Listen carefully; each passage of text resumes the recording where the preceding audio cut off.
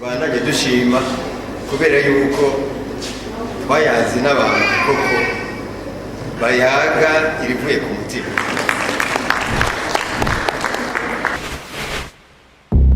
Abavyeyi biwe bamwise Ndabacekure Frederic, natwe tumwita umunyamahoro, umugabo w'umutima munini atuje kandi yahagarara kwijambo. Yari umuntu w'umunyamahoro, yari umuntu afise umutima mwiza, yari umugabo atimba arinda, nuvuga ko yari kuhaje. Ikindi nokongera ko kimwe nuko yarazi kubana n'abantu. Ntawe wagira ikibazo amwitura areke kumufasha, yagerageza kwereka abandi ko atababaye mu ntumbero kugira ngo atababazana. Yari umuntu yitaho imirimo y'Imana. Sinamusanganye uwundi mugore, ntiyigeze azana uwundi mugore. Yitavye uwamuremye kwa Mungu, nibaza ko ari umunsi gusa yari yarasivye gusenga.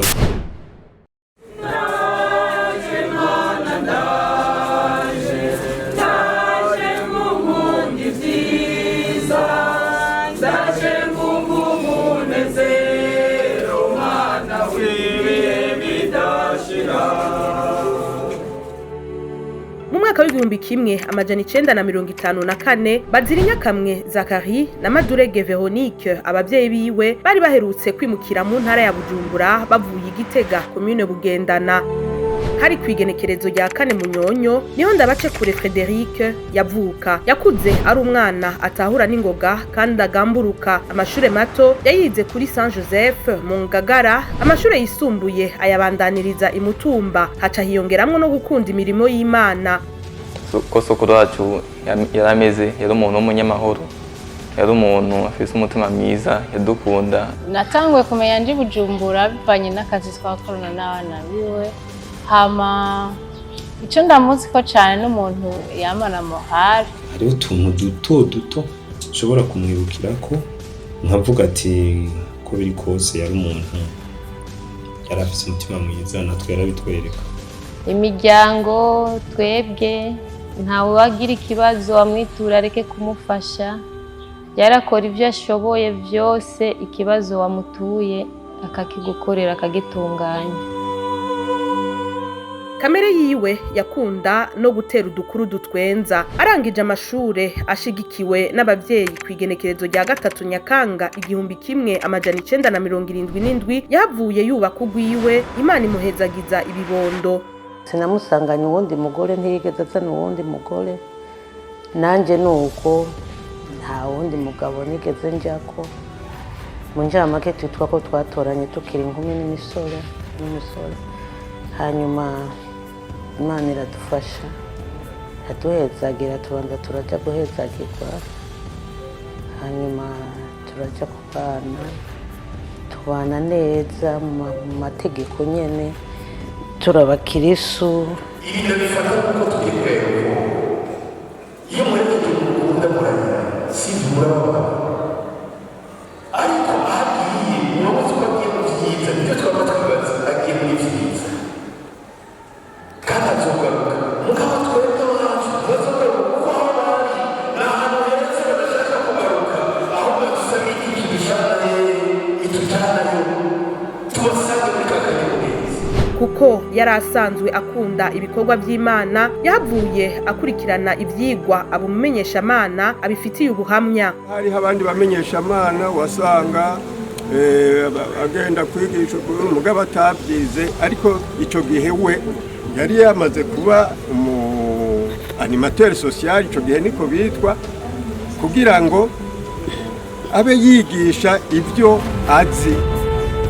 Mu mwaka w'igihumbi kimwe amajana 981 yahavuye atora ikibazo, aca afatanya iyo mirimo n'ibikorwa by'ibanki BCB nk'umunyabigega, aho yamaze imyaka 20 akorera. Babwira ibintu byinshi cyane mugabo mu njamake. Frederic ndamuzi ko naho yagiye muri banki agakora, ntiyigeze aheba rya jambo ry'Imana. Mu bisanzwe ubuzima bwa misi yose yari umuntu akunda gusenga, yari umuntu yitaho imirimo y'Imana, afise umutima mwiza, yafise umubano mwiza n'abantu, ababanyi bose bamukunda. Yarangije mu mugambi CNIHCR wakukira ubushikiranganje bw'intwaro yo hagati mu gihugu kugeza akukurutse. Ikindi narumvise ko kahise kiwe ari umuntu yize afise amashure yakoraga mu mabanki akora akazi ka leta mu buzi butandukanye afise ubumenyi bwinshi kandi yarazi n'indimi nyinshi namwigiye ko byinshi kuri we amabingira akamaro. Ni papa yatwitaho, yaratwigishije, yaratukoreye byinshi mu buzima, yari umugabo w'intwari.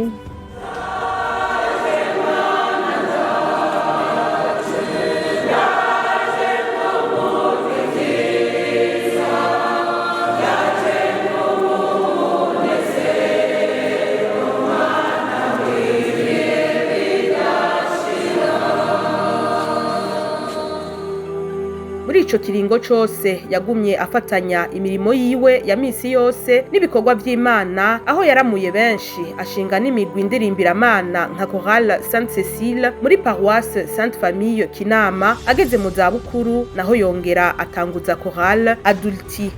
Sainte Cécile iryo zina wenyene niwe yaritoreye Chorale yacu kugeza n'ubu twitwa Chorale Sainte Cécile. Naramuhamagaye ndamusaba yuko yomperekeza anshigikire kugira numve ko nshigikiwe agashitsi ka kera kari impande yanje. Muri urwo rugendo naho ngukiye byinshi, ndiko ndamubaza ati mbega Mutama byagenze gute kugira utwara umwanya muremure? Ndamubwira ni burya sinda nawe utahura neza mbe ni kuva ryari gushika ryari? Ngo kuva mu 79 gushika mu 2005. Akora muri banki yaguma yanima amakorali, yaguma aririmbisha, yaguma yigisha indirimbo, yaguma eka ubutumwa by'ukuri bakabona ko ari umukristo. Nico gituma rero twavuga tuti ibyo ari byo byose umumenyesha Mana nuwo.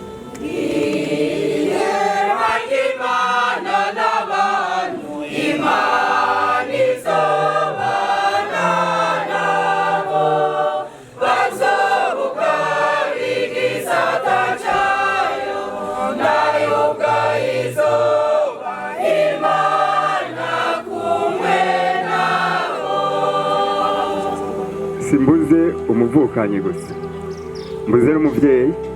Inyuma y'imyaka 26 yahavuye yiyunguruza gatoyi afatikanya n'abandi baragira Chorale y'abatama n'abatamakazi yitwa Adulti. Nizeye yuko ivyo yabigije ari byinshi, ubumenyi abasigaranye ari bwinshi. Hama ndibuka ko yatevye kutugura amakaye muri famille hajamwo ikintu c'icuka kibi, ariko wewe kombe twara abagenzi yarambwiye ati burya abantu ndihira ni benshi, abantu nigisha ni benshi, nasanze rero nasamaye mu mbabarire mu kanya nimba yabigenza gute muze kweri respect. Twabonye biza bishasha, Yesu nashima.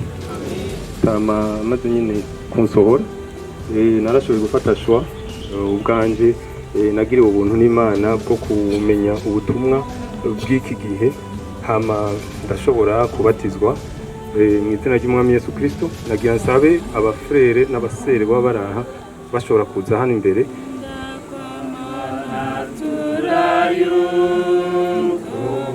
Nachunguwe n'amaraso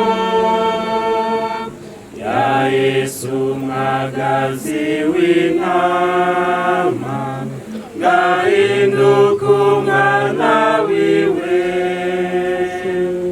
Yesu mwami wanje yancunguje amaraso yambere y'icungu, nahindutse umwana wiwe. Intahe zivuga ku kibano ciwe ni nyinshi, aho no mu Gwimo mu 1993 yahuza na bose baba bene gihugu, abahoze mu migwi yagwana cyo kimwe n'abahoze mu gisirikare ca kera ex-FAB. Hama ndibuka igihe c'amagume Mutama n'umuntu yakunda kwitonda akavugana na bose, baba mu migwi yagwana, baba igisirikare ca kera, baba bene gihugu twabana. Yari umugabo atimba arinda, yari umuntu kira muntu yahezagira.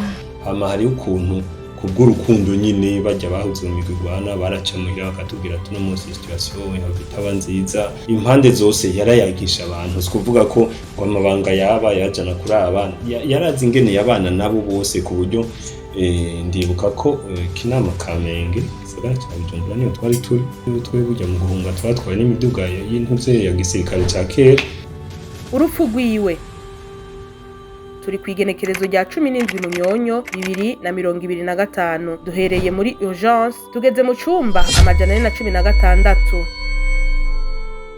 inyuma y'iminsi 23 hakogwa ibishoboka ngo barokore ubuzima bwiwe abaganga bamukurikirana barasabye yuko yobagwa umugwayi ubwiwe nawe aravyemeza nubwo bamwe mu bana biwe bamugumye hafi byabateye amakenga ibipimo byabandanije vyerekana yuko amagara yiwe atifashe neza umugwayi nawe yagumye yisabira gukorerwa ico abaganga basabye. Ndibuka yuko mu misi yo ya nyuma ari mu bitaro twaje kumuraba tuyagisha atubaza amakuru gatwenga mugabo ukabona yuko ingwara agwaye umenga ntayitaye umenga nta nuko agwaye kandi tuzi neza ko agwaye cyane.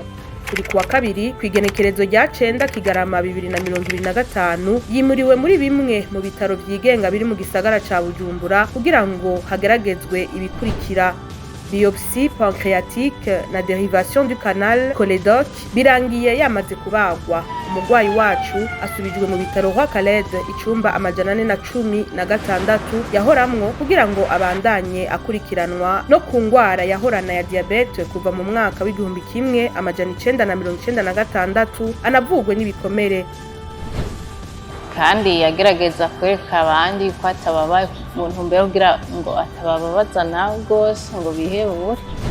Inyuma y'iminsi 12 tugeze kwigenekerezo rya 21 Kigarama 2025 birarangiye.